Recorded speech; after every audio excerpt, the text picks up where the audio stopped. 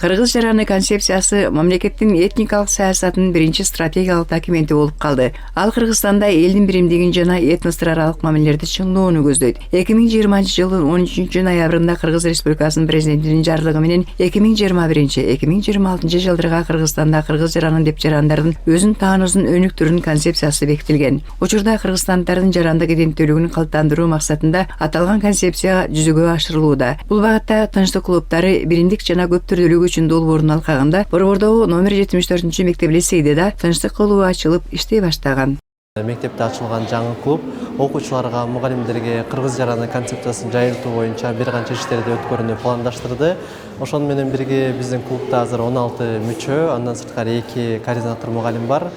Алдыда ноябрь айына чейин 6 иш-чараны өткөрүү пландадык. Ошол иш-чаралар биздин мугалимдерге этностор аралык мамилени чыңдоо, окуучулар арасында толеранттуулук мамилени калыптандырууга, ошондой эле тынчтыкты орнотууга багытталган.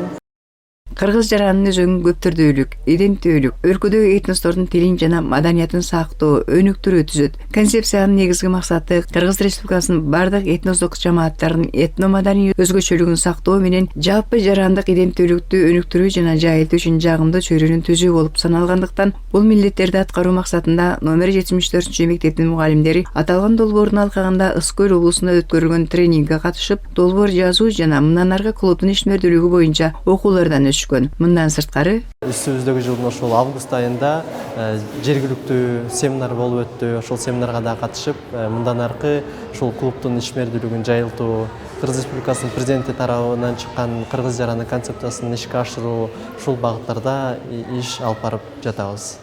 Толеранттуулук жана көптүрдүүлүк деген баалуулуктар ар түрдүү социалдык топтордун жана этностук жамааттардын ортосунда активдүү кызматташууну, өнүктүштүктү жана биргелешкен ишмердүүлүктү талап кылат. Бул үчүн жапа-тырмак аракеттенүү зарылдыгын түшүнгөн мектептин тынчтык клубуна окуучулар да активдүү мүчө болушкан. Ушул тынчтык клубтарына мектеп ичинде 8-класстан 11-класска чейин 16 окуучу клубдун мүчөсү болуп, ошол иш пландарды алар менен чогуу биргеликте түзүп, алар активдүү катышууда.